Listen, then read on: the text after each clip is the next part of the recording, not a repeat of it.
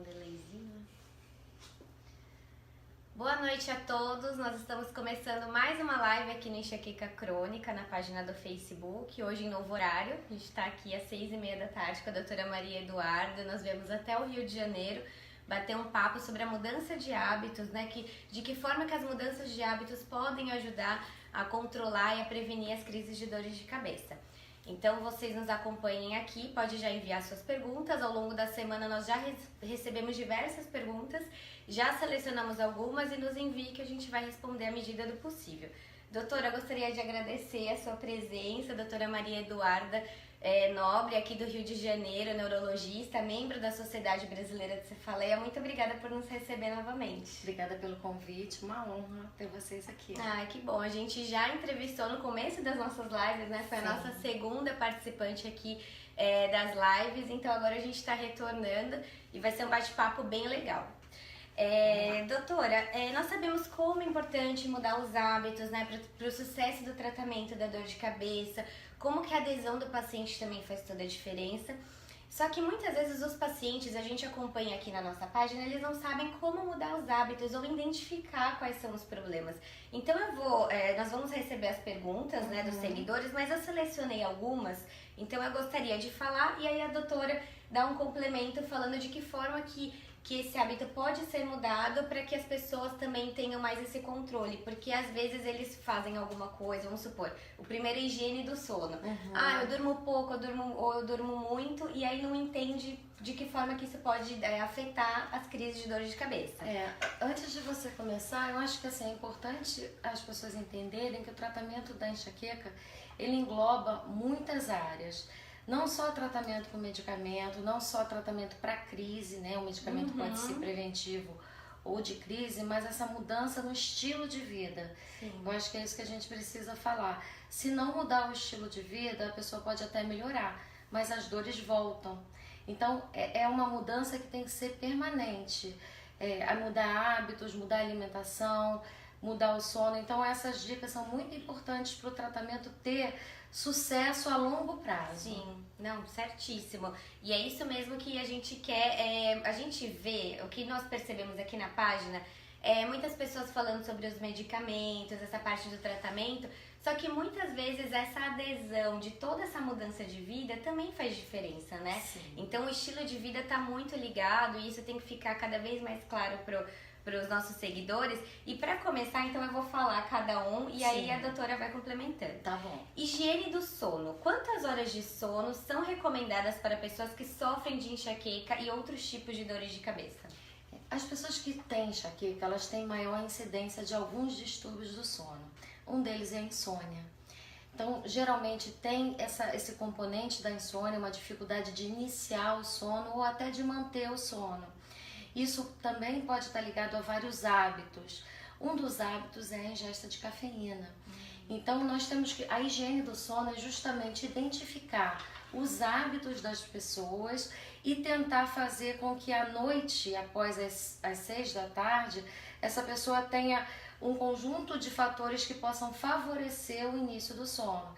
Então, a higiene do sono, ela também consiste em você ter um horário para começar a dormir, para acordar, manter uma regularidade, principalmente pessoas que não têm uma tarefa específica pela manhã, às vezes acordam em dias, um dia mais cedo, outro dia mais tarde. Quem tem enxaqueca geralmente tem problemas tanto com a falta de sono, como também o excesso de sono.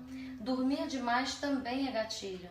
Dormir à tarde, né, esses cochilos à tarde, eles são muito prejudiciais, tanto para quem tem insônia, como para quem tem enxaqueca e não tem insônia. Porque o sono ele pode ser um gatilho também quando é em excesso.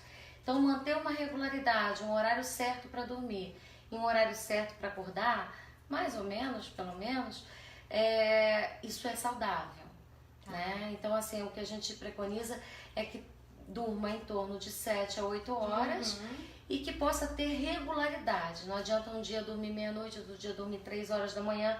Isso, mesmo dormindo às 8 horas, não é saudável para quem tem enxaqueca. Entendi, não, essa é uma ótima dica, até para quem não tem enxaqueca, exatamente, né? Porque evitar às a vezes insônia. para evitar a insônia. A gente está recebendo muitas perguntas, eu tô aqui vendo da nossa equipe. Eu vou começar fazendo uma pergunta que essa semana a gente colocou muitos templates, a gente divulgou, então a gente já pediu para as pessoas enviarem essas perguntas, a gente selecionou previamente e vocês continuem enviando suas perguntas agora no ao vivo, que a doutora vai responder. A Valquíria Machado, ela fala que ela faz uso de um medicamento e se ela engravidar, ela tem que suspender o uso da consulta. A dúvida dela é se ela engravidar, se ela tem que suspender o uso da consulta Da medicação. da medicação até a consulta com o neurologista, se corre o risco do bebê nascer com alguma deficiência. Então, essa questão da gravidez, né? Tenho enxaqueca, faço tratamento e aí engravidei, como é que faz? Na realidade, quando a gente inicia um tratamento, a gente inicia um planejamento também para que isso não aconteça. Né? Os medicamentos usados na prevenção da enxaqueca são medicamentos que não são aprovados na gravidez. Existem muito poucos medicamentos aprovados para todas as doenças, né? Então são medicamentos específicos, mas há tratamento.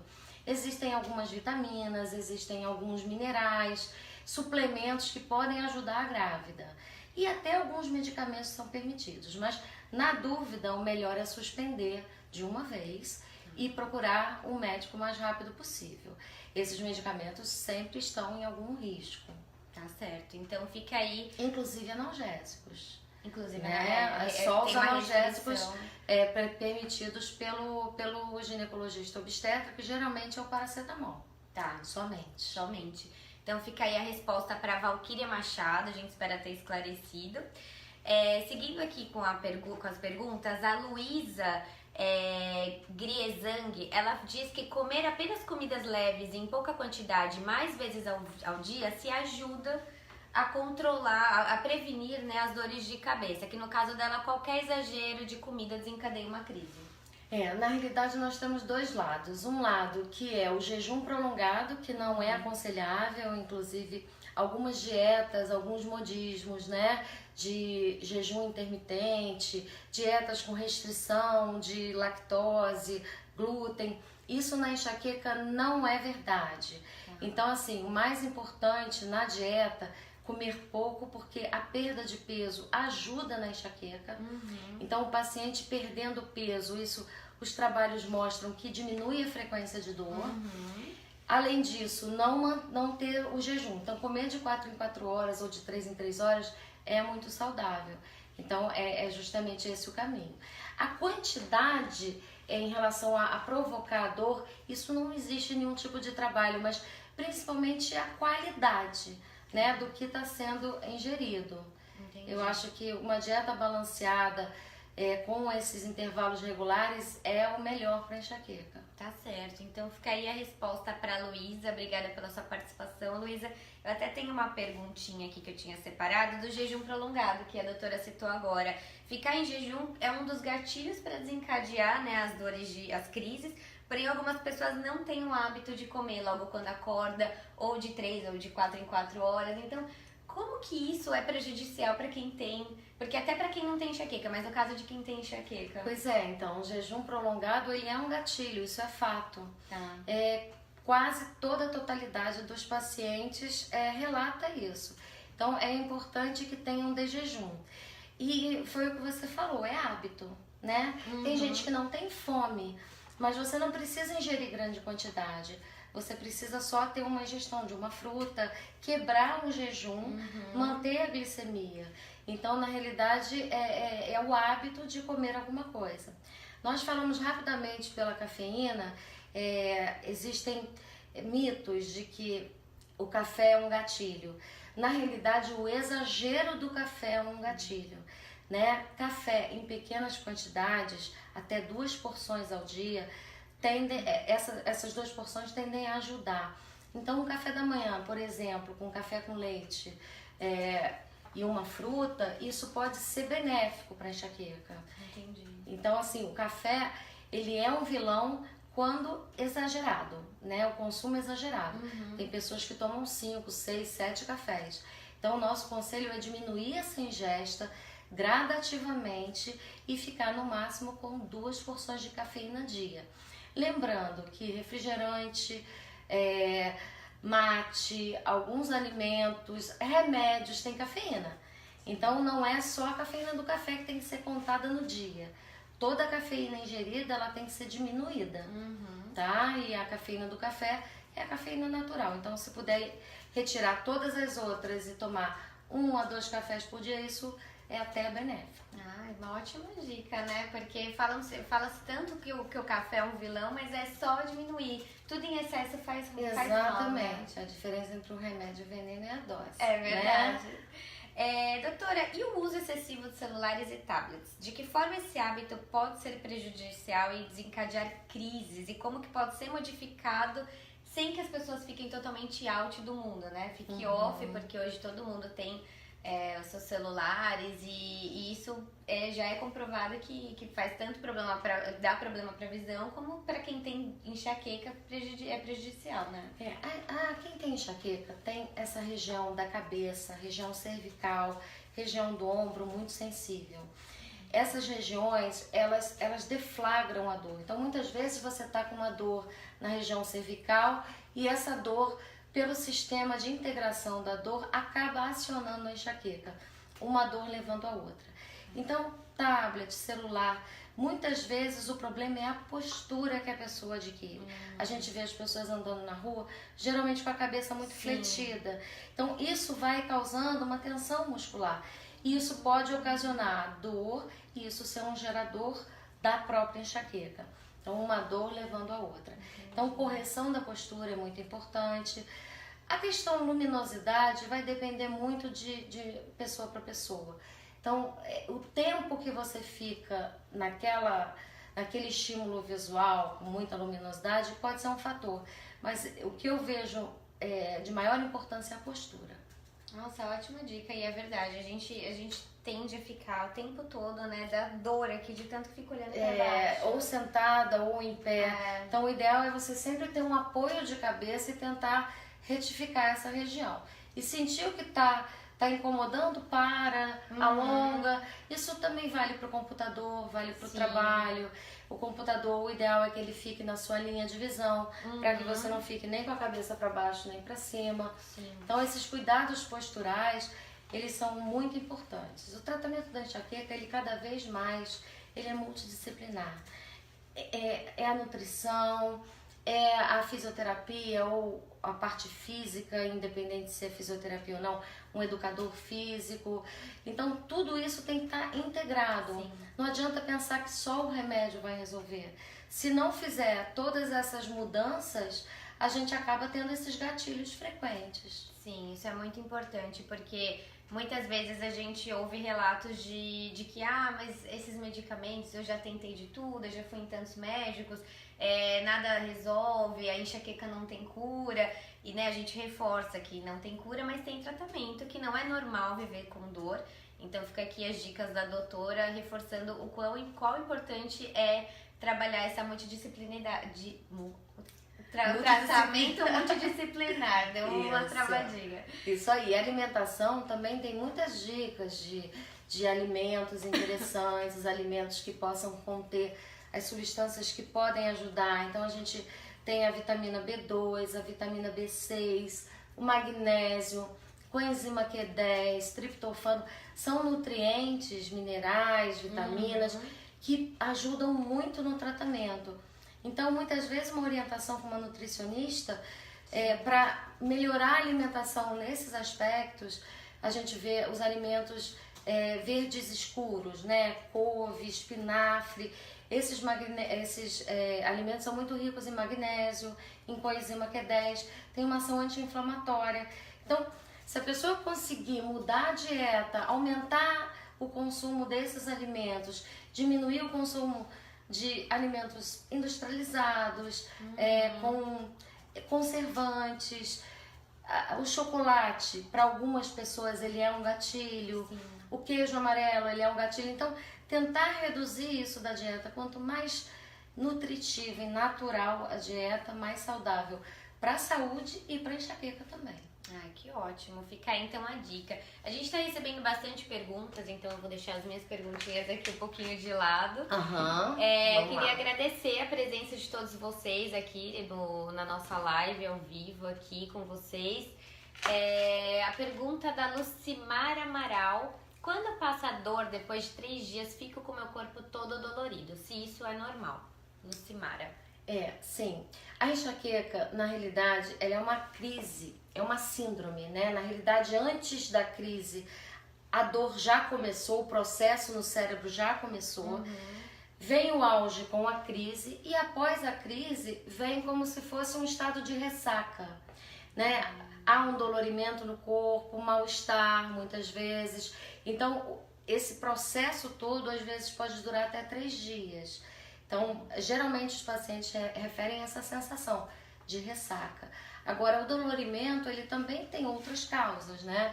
O ideal é que seja investigada a possibilidade de alguma associação, mas é comum, depois da crise, um grande mal-estar. E acabou aquele processo, a pessoa melhora. Tá certo. Então fica aí a resposta, né, para Lucimara Amaral. Muito obrigada pela sua participação. Seguindo aqui, a gente está recebendo muita pergunta. Tem muita gente perguntando, a nossa equipe aqui está avisando sobre um medicamento específico. Então eu queria dar um recadinho para vocês, que aqui a gente não fala sobre medicamentos. A gente fala do universo das dores de cabeça, sobre tratamentos, sobre mudanças de hábitos. A gente fala de uma maneira geral, porque a gente não pode, de maneira alguma, fazer propaganda de algo. E lembrando que, às vezes, um remédio foi bom pra você, mas não é bom pra uma outra pessoa ali, né? Às vezes a gente vê as pessoas compartilhando, toma esse remédio, tem que ir ao neurologista, né? Ao médico. Essas orientações, elas não substituem uma consulta médica. A pessoa que tem mais de 3 dores no mês, 3 é um número importante. Quando eu procuro um médico, né? Acima de 3 crises no mês já é interessante consultar um neurologista e avaliar se essas 3 dores têm um impacto na sua vida importante para que esse tratamento seja iniciado. E o tratamento é muito individualizado, não é igual para um nem para outro. Vai depender de várias situações, inclusive as doenças que a pessoa já teve. Então, cada medicamento é adequado a uma pessoa. Não existe uma receita de bolo. Então, é importante procurar um neurologista acima de 3 crises no mês. Fica aí o nosso recado. Busquem a ajuda do médico, que é sempre que existem melhor. Muitas opções de tratamento, muitas. Sim, opções. E é melhor do que se automedicar, né, Sim. doutora? Porque a gente vai falar isso até, eu separei uma pergunta, mas é o que às vezes acaba piorando a situação, né? A automedicação é o grande problema da enxaqueca. Aqui a pergunta da Selma Moraes: se a enxaqueca pode causar depressão? Na realidade, a depressão é o que nós chamamos de comorbidade. São doenças que estão comumente associadas à enxaqueca. Existem algumas, a fibromialgia, por exemplo, que é uma doença que cursa com dor no corpo, também é uma doença que frequentemente está associada à enxaqueca. Então, não é causada, uma não é a causa da outra, são doenças que frequentemente vêm juntas. A depressão, ela tem um caráter genético também, assim como a enxaqueca, mas não necessariamente elas estão juntas. Existe tratamento separado para as duas e o tratamento de uma doença acaba influenciando na melhora da outra. Então, tratar a depressão ajuda no tratamento da enxaqueca sem dúvida nenhuma. E uma pessoa que tem dor crônica, dependendo do número de crises, ela tem uma maior incidência de depressão pela falta de qualidade de vida, pela dificuldade de diversão, de lazer, né? E familiar, e trabalho. Então, isso são fatores externos que favorecem, inclusive, a própria depressão. Então, tratar a depressão e tratar a enxaqueca, uma vai ajudar a outra. Tá certo. Fica aí a resposta, então, para Selma, já até sumiu aqui o nome, desculpa, Selma Moraes. Esse esclarecimento bem importante da doutora em tratar as duas doenças, né? Sim. A Josângela Santos, ela diz que as crises de enxaqueca são no período menstrual. Por que acontecem justo nesse período? Aí vem a questão da mulher, né? Os homens têm enxaqueca também, né? Crianças também têm enxaqueca. Os hormônios, na realidade, a oscilação hormonal que acontece no período menstrual é gatilho. Então, na realidade, não é a causa.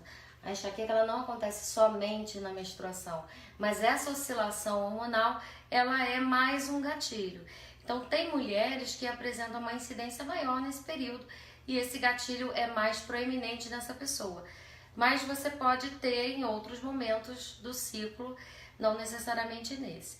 Existem algumas estratégias para tratamento de cefaleia do tipo enxaqueca menstrual. E aí vai depender se a pessoa só tem naquele período. Então, essas estratégias vão ser associadas até ao próprio ginecologista, com método anticoncepcional ou com tratamento de curto prazo próximo à menstruação. Então, assim, a menstruação ela não é a causa, ela é gatilho. Sim. Então, muito obrigada, Josângela Santos, pela sua participação e para todos que estão nos acompanhando. Continue enviando suas perguntas que a gente já vai continuar aqui a responder. Eu vou voltar aqui um pouco para as perguntas que a gente separou. Cheiros fortes. A gente tem muitos relatos também sobre essa questão, né? Da pessoa não poder usar um perfume, ou ela trabalha num ambiente que outras pessoas usam perfume, ou produtos de limpeza. Como é que a gente não é um hábito, né? Mas como é que lida com uma situação dessa? Quem tem enxaqueca tem os sentidos muito apurados, né? Tanto luz, quanto som, quanto cheiro. Então há uma fobia a esses estímulos, é como se a pessoa tivesse aquilo mais exacerbado, né? Um cheiro que não é forte para uma pessoa que não tem enxaqueca, para aquela pessoa que tem enxaqueca aquilo é praticamente insuportável.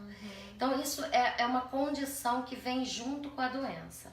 Então a melhor forma de lidar com isso é tentando minimizar, ou seja, geralmente as pessoas não usam perfume, solicitam aos familiares que não usem, ou então usar sempre o mesmo.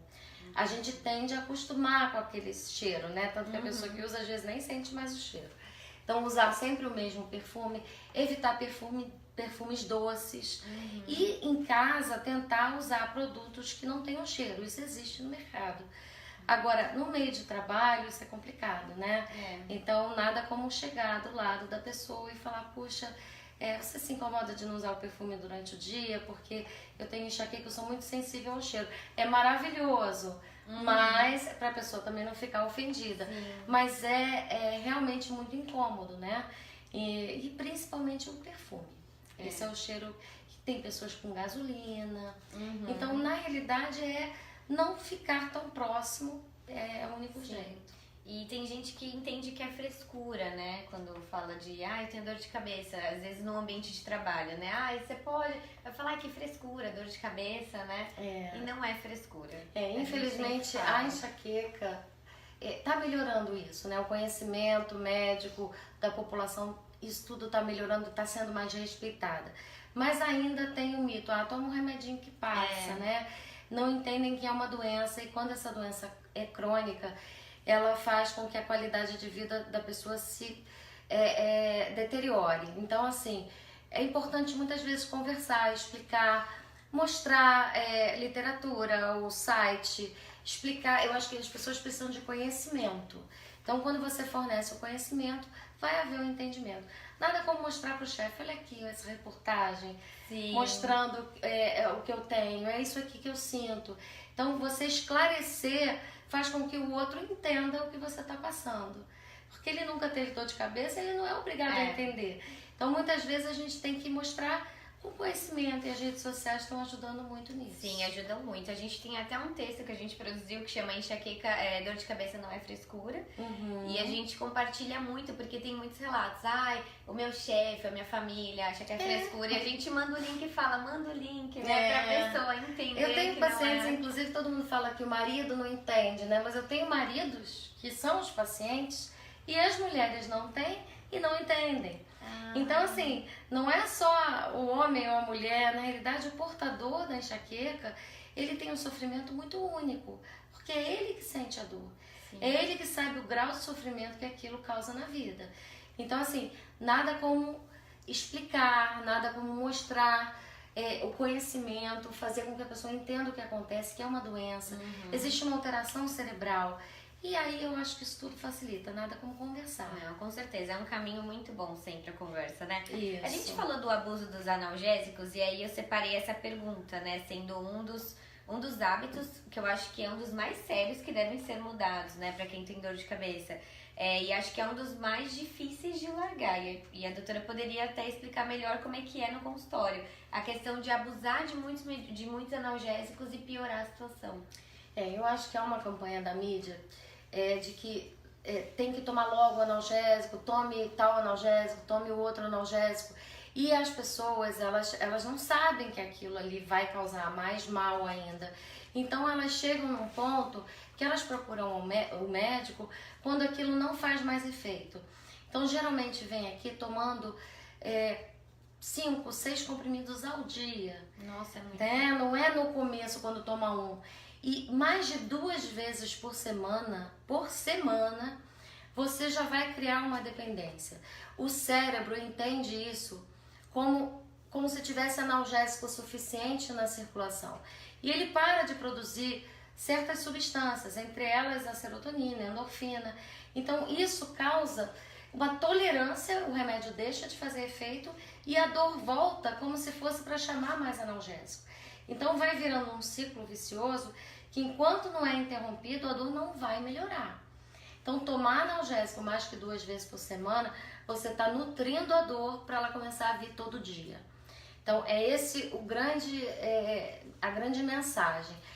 A quantidade de analgésico por semana é um grande determinante. O tratamento preventivo tem que entrar para que a pessoa não tenha dor e não precise tomar o analgésico. E principalmente analgésicos que tenham na sua formulação cafeína.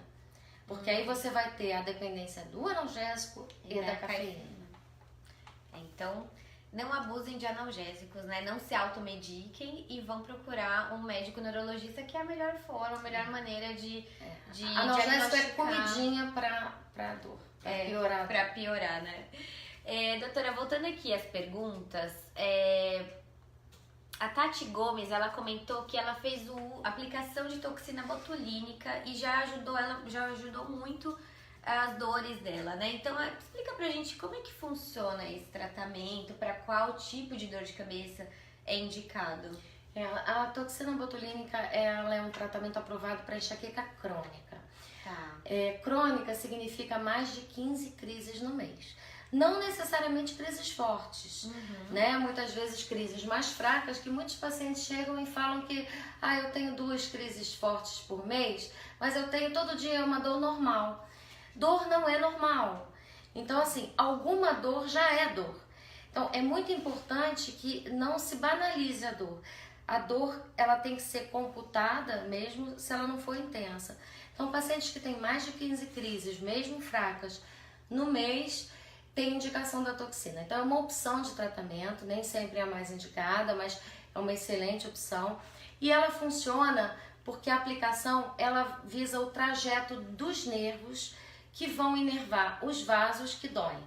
Então, na realidade, o que dói na cabeça, na enxaqueca, é o vaso. O vaso, ele fica inflamado, dilatado.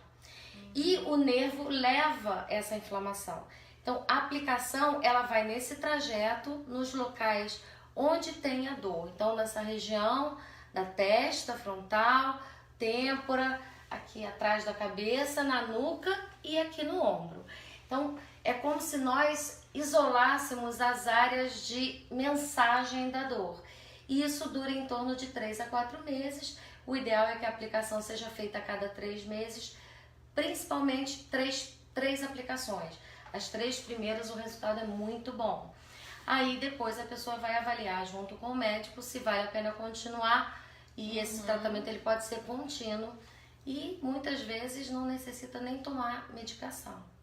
Que ótimo. Então fica aí a resposta para Tati Gomes. Muito obrigada pela sua participação. Doutora, tem uma pergunta aqui que chegou do Mário Miller, que ele fala que tem uma filha que sofre de cefaleia em salvas. E aí eu gostaria até de aproveitar, porque a doutora é especialista, né, no tratamento de cefaleia em salvas.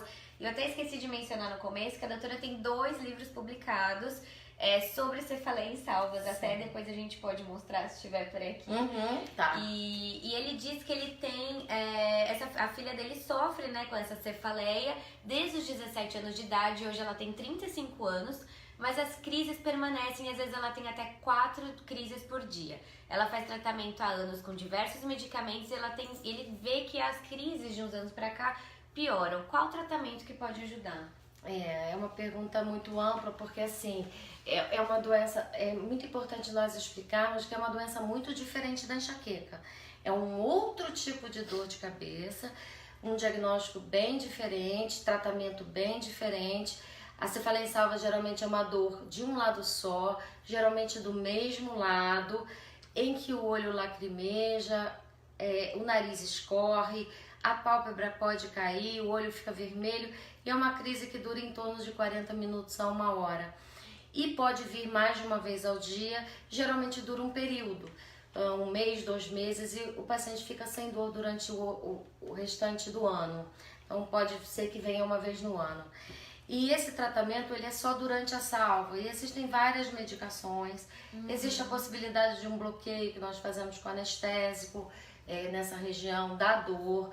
Então existem várias opções de tratamento, aí tem que ver caso a caso por que ela não respondeu, mas é importante ele entender que tem tratamento, que ela não precisa sofrer e que existem muitas opções. Então talvez ela não tenha percorrido todas as opções que são existentes e que o resultado é muito bom. Isso é bem importante, né? Reforçar que não é normal sentir dor. É possível você ter qualidade de vida, você controlar a dor, como a doutora disse, tem diversos tratamentos e opções. E vale a pena investigar, né, com outros profissionais. Investir nisso, porque a pessoa tem que investir na sua qualidade de vida. Sim. Não adianta, às vezes você pensa que não é uma prioridade, mas a sua qualidade de vida vai se deteriorando pela dor, né? Qualquer dor. E existem mais de 200 tipos de dores de cabeça. Então a enxaqueca é um tipo, a cefaleia em salvas é outro tipo, a cefaleia tipo tensional é outro. Então o médico capacitado ele vai identificar que tipo de dor e vai identificar qual é o melhor tratamento para aquela pessoa, né? Se ela tem alguma doença associada, no caso a filha, né, do Mário Miller. Isso, ela tem uma dor desde 17 anos, já tá mais de 17 anos com dor, né? Porque ela agora tá com 35. Ela tá com 35. E outras pessoas que apresentam um quadro depressivo, ou quadro hipertensivo, ou outra doença. Então, isso é muito individualizado. Por isso que é importante procurar o especialista. E é isso que a doutora falou, identificar ter o diagnóstico, né? Porque muitas vezes, eu só tenho uma dor de cabeça, mas existem muitos tipos. Dor de cabeça é um sintoma, né? Várias doenças podem dar dor de cabeça. Na enxaqueca, por exemplo, a dor de cabeça é um dos sintomas, né? A dor, a fobia à luz, fobia a barulho, cheiro, a náusea, vômito, o tipo de dor que é latejante. Outras cefaleias às vezes são como se fosse uma pressão, um aperto.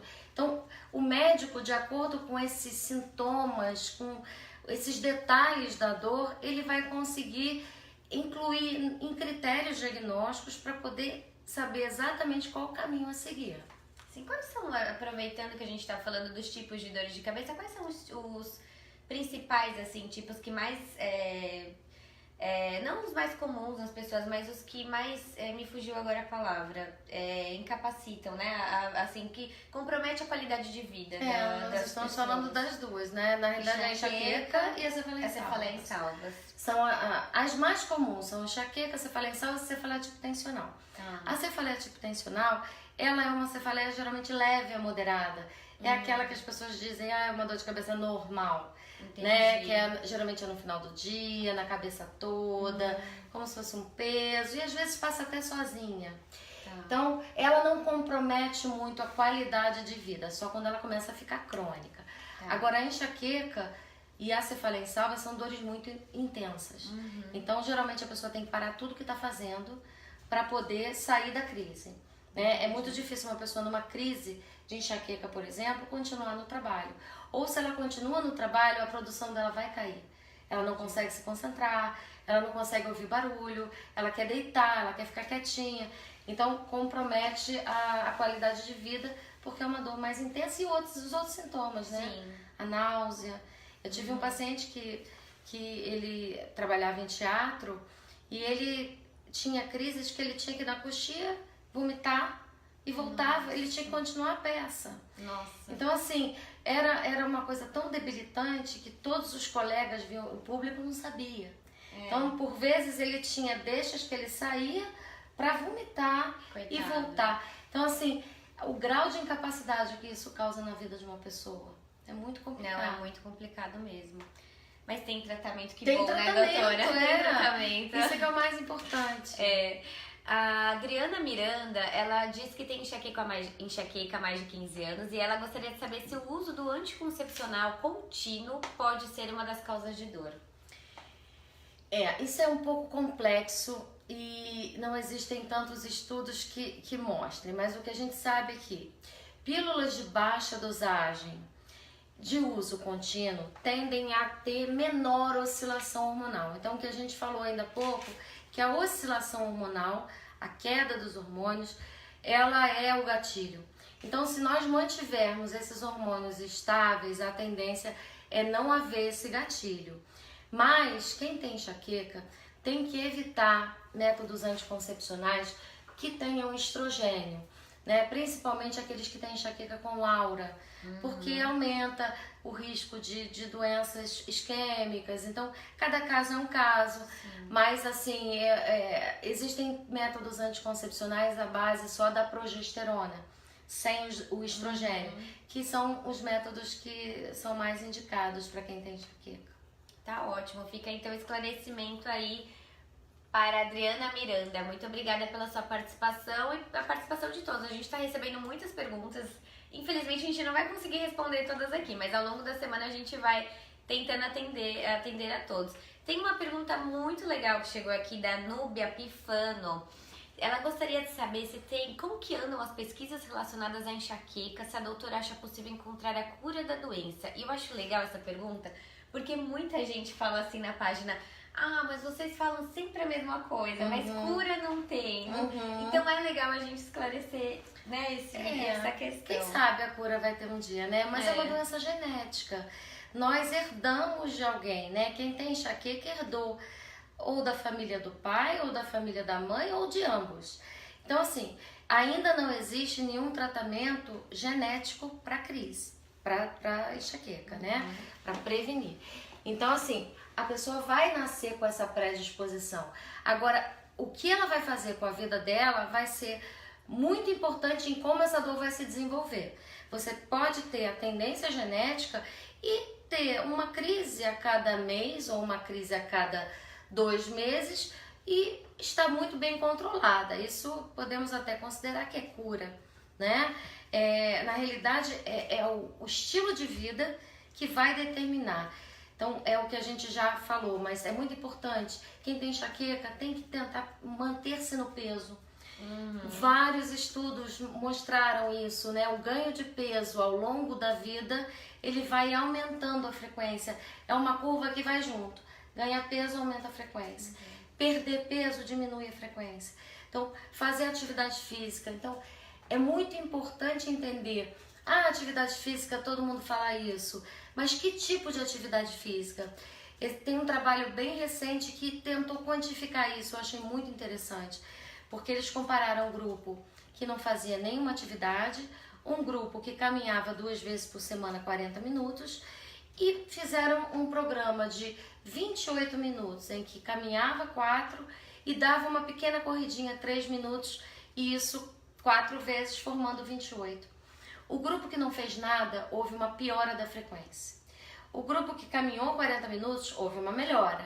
Mas esse grupo que fez 28 minutos com uma intensidade maior, houve uma melhora de quase 60%. Nossa! Então, esse estudo eu achei interessante porque ele deu algo palpável do que fazer, né? Porque a gente sabe que é preciso fazer, mas o quê? Eu não gosto de fazer nada. Eu não gosto de fazer exercício. 2 vezes por semana, 28 minutos, dá para fazer. Então, eu aconselho sempre aos meus pacientes, pelo menos 2 vezes por semana, 28 minutos, que é o que eu tenho de base, né? E num exercício um pouquinho mais intenso, uma caminhada um pouquinho mais forte. É ótima essa dica, não muito é? Bom. Muito bom mesmo. Então, a Núbia Pifano, né, que perguntou, a gente espera ter esclarecido e é uma dúvida também bem recorrente aqui na nossa página, então já fica para todos. A gente tá recebendo aqui um recadinho, porque muita gente tá mandando perguntas sobre medicamentos novamente. A gente só queria reforçar que a live aqui, a entrevista que a gente tá fazendo com a doutora Maria Eduarda, com todos os outros especialistas que passaram, não é uma consulta, né? Aqui é pra gente esclarecer, falar sobre o universo das dores de cabeça, dos tipos de dores de cabeça, trocar informação, tirar as dúvidas de vocês, mas nada disso anula a consulta com um médico neurologista especialista em tratamento de dores de cabeça. É importante dizer isso, porque o neurologista muitas vezes tem outra especialidade, né? Sim, sim. É importante a gente divulgar que existe uma sociedade brasileira de cefaleia. Essa sociedade, tem um site da sociedade e lá tem um item associados. E você pode clicar na sua cidade e avaliar qual médico da sua cidade ele tem credenciamento ou interesse nessa área para que você possa procurar. Tem pessoas do Brasil inteiro com excelente formação, interesse, gostam do assunto e isso vai ajudar com certeza. Então, podem entrar no site da Sociedade Brasileira de Cefaleia. Sim, a gente até aproveita para dizer que a sociedade é uma parceira aqui do site do Enxaqueca Crônica, do nosso portal.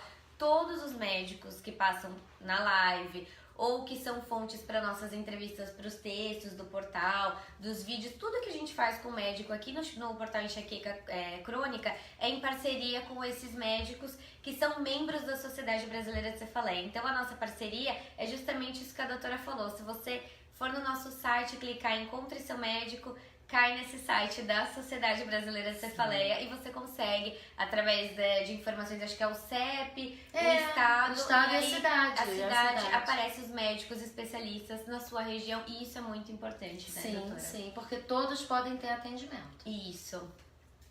Seguindo então aqui as perguntas, tem a Franciele Ribeiro, ela pergunta o que devemos ou não devemos comer e beber para evitar as dores de cabeça, já entrando na questão dos hábitos que a gente está falando. Comer nesse sentido saudável, né?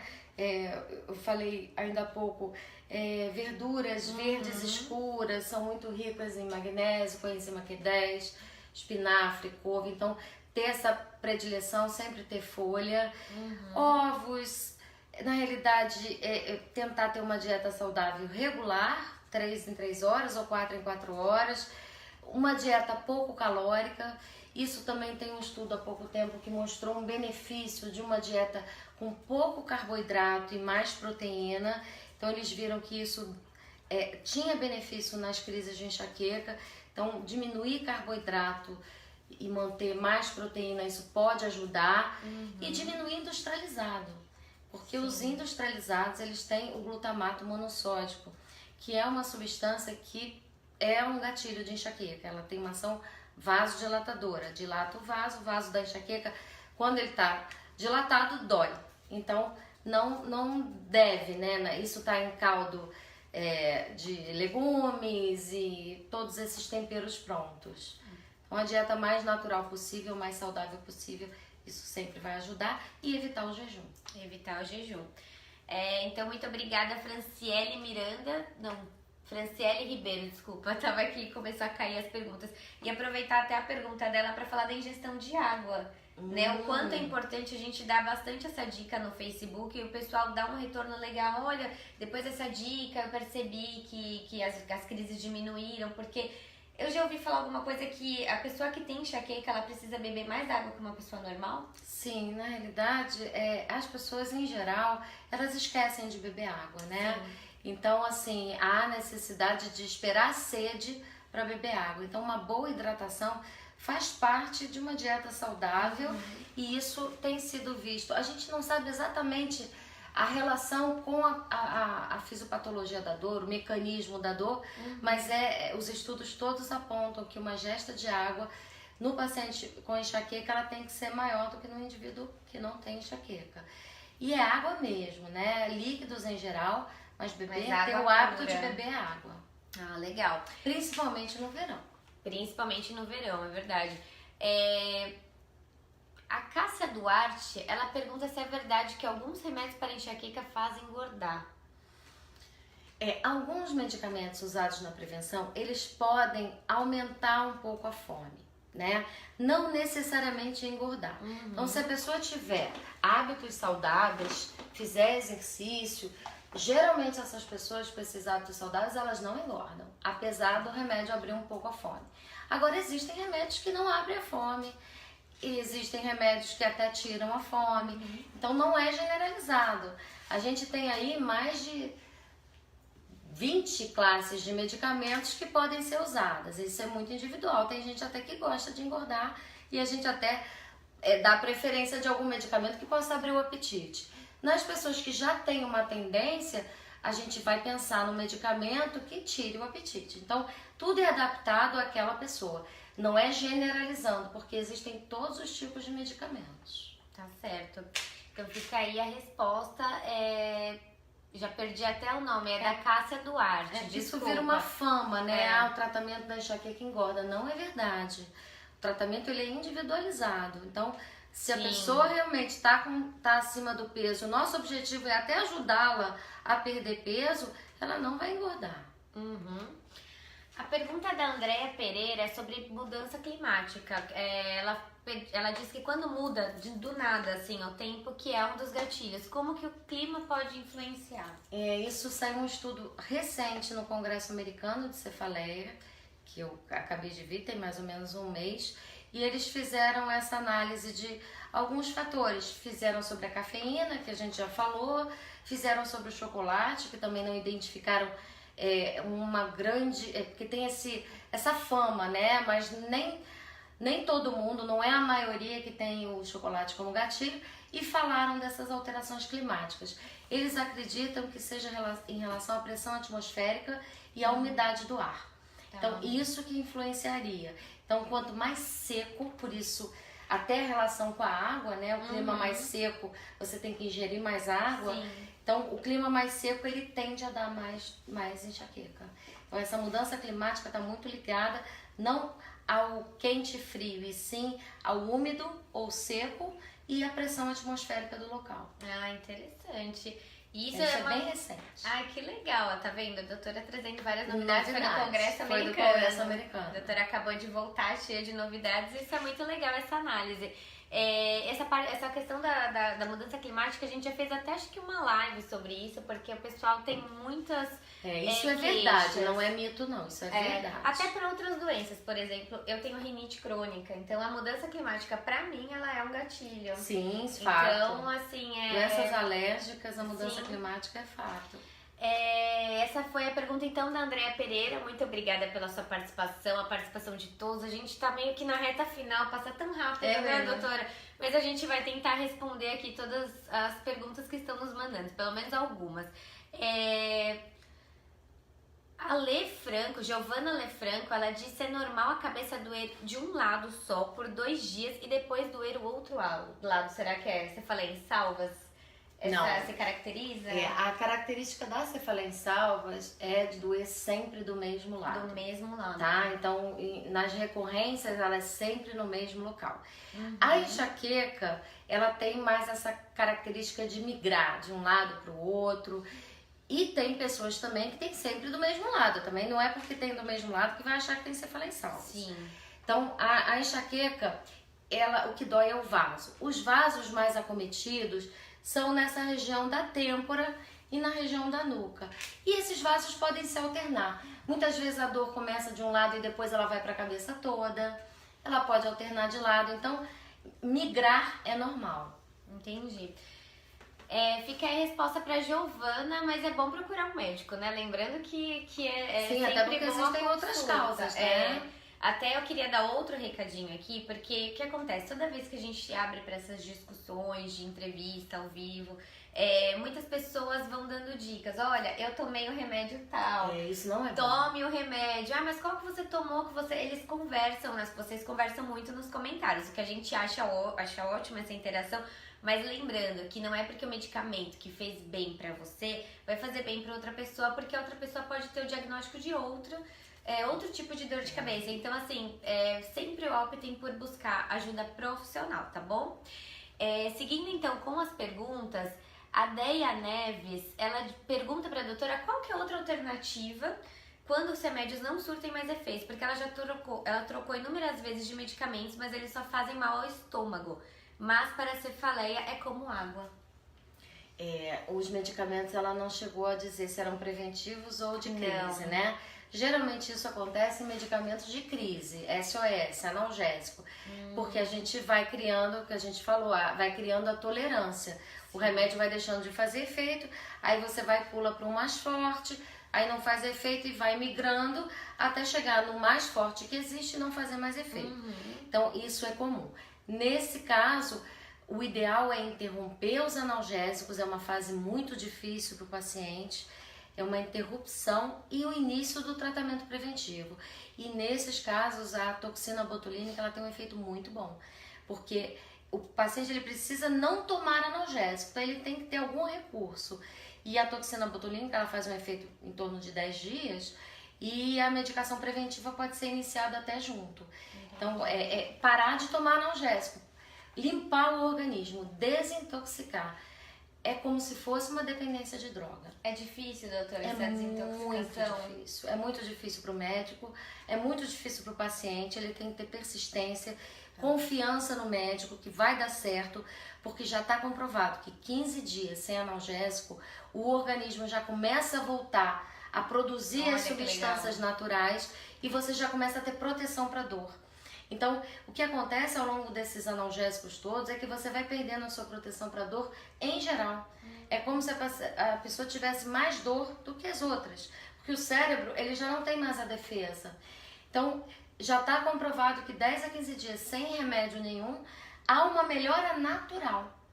Então, mesmo que não fizesse tratamento, se interrompesse, e aí a gente aconselha nesse período gelo, as alternativas todas não medicamentosas, até o antigo escalda-pé, até escalda-mão, você aquecer a mão, aquecer o pé, você tende a diminuir, botar bolsinha de gelo, aquelas substâncias à base de cânfora, que dão um geladinho na cabeça, alivia muito, fazer de tudo para tentar não tomar, porque desintoxicando, depois o remédio volta a fazer efeito.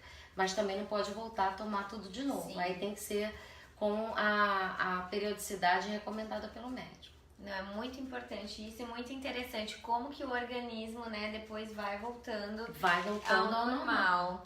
Então essa é a pergunta da Deia Neves. A gente espera que tenha te ajudado aí. A gente tá chegando na reta final, então quem a gente não atendeu, nos desculpa que nós estamos recebendo muitas perguntas, a gente vai responder aí ao longo da semana, muito bom, feliz. Né? A gente fica muito feliz porque o pessoal aqui da página, eles interagem muito, eles mandam muitas perguntas. Eu até vou aproveitar para ler da Lenita Fátima, que ela fala, a doutora falou do tratamento multidisciplinar, agora dessas questões de botar um gelinho, acupuntura. Ela ajuda? Ela pergunta se ela vai começar a fazer acupuntura, se ajuda. Na realidade, assim, já fizemos até várias revisões na Sociedade Brasileira de Cefaleia. Não há nenhum tipo de trabalho científico que comprove a ação da acupuntura diretamente na dor. Agora, se a pessoa se sente bem com a acupuntura, sente um relaxamento, sente um bem-estar, não há contraindicação. Mas se aquilo ali vai representar um tempo difícil para a pessoa, né? Abrir mão de 1 hora no seu dia e um gasto às vezes excessivo, nós não temos um resultado comprovado cientificamente. Mas eu não sou contra, eu acho que cada um vai achando o seu caminho nesse caso das terapias alternativas que ajudem no relaxamento, né? O alongamento, a yoga, o relaxamento, a massagem, tudo que colaborar para diminuir a tensão muscular, a tensão emocional, vai ajudar na enxaqueca. Tá ótimo. Então fica a resposta aí para Lenita Fátima, obrigada pela sua participação. A gente recebeu aqui da nossa equipe que muitas pessoas estão relatando na página já acordarem com dor de cabeça. Por que isso acontece? Quando a pessoa está nesse estágio de muito analgésico, isso acontece para despertar a pessoa para tomar mais um pouquinho.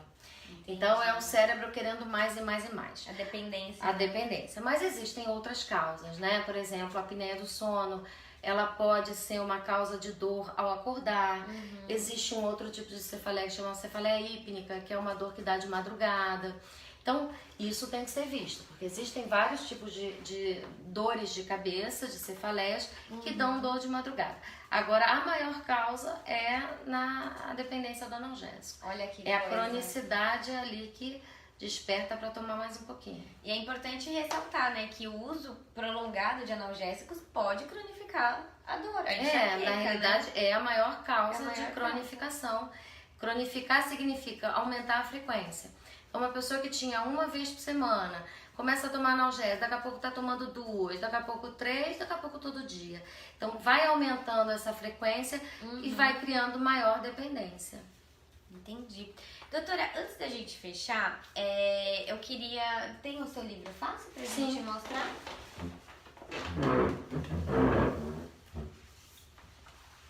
Aqui. Então, a doutora Maria Eduarda Nobre, que ela é aqui do Rio de Janeiro, a gente veio pra cidade maravilhosa de Obrigada, novo. uma honra. A honra é nossa. A doutora Maria Eduarda, ela tem 2 livros. Eu vou mostrar aqui. Esse é o primeiro? Esse é o segundo. É o seu segundo. Já é a segunda edição atualizada, né? Tá, então essa é a Cefaleia em Salvas, é o livro da doutora Maria Eduarda. Não sei se vocês estão conseguindo ver direitinho, mas ela é especialista nesse tipo de cefaleia. Eu vou mostrar aqui também para o nosso pessoal do Instagram, que hoje a gente começou a testar a nossa transmissão ao vivo pelo Instagram. Então, quem quiser saber mais, né, sobre esse tipo de cefaleia, é bem interessante porque além do nosso portal, do portal da Sociedade Brasileira de Cefaleia, até do próprio site da doutora Maria Eduarda, é legal esse material para saber mais, se informar. Conhecimento é muito importante. É importante. Muitas pessoas até identificam ou até conversam com o médico através da leitura do conhecimento, né? A gente veio... Quando começou o Google, as pessoas ficavam muito desorientadas, né? Sim. A gente brincava doutor Google. É. Mas hoje eu acho que está ajudando a orientar alguns casos. Pessoas que se identificam com um determinado problema e procuram um médico indispensável para poder esclarecer se ela tem aquele problema. Então, ler, agora procurar fontes seguras. Sim, isso é fontes importante. corretas, né? As sociedades médicas, isso em todas as áreas, não só na neurologia. Nós vemos aí casos de várias áreas, mas procurem as sociedades sérias, academias daquela especialidade. E o conhecimento é sempre bom para qualquer tipo de tratamento e diagnóstico. Com certeza. Pra gente fechar então aqui, doutora, as nossas perguntas, como é que as pessoas podem identificar a enxaqueca?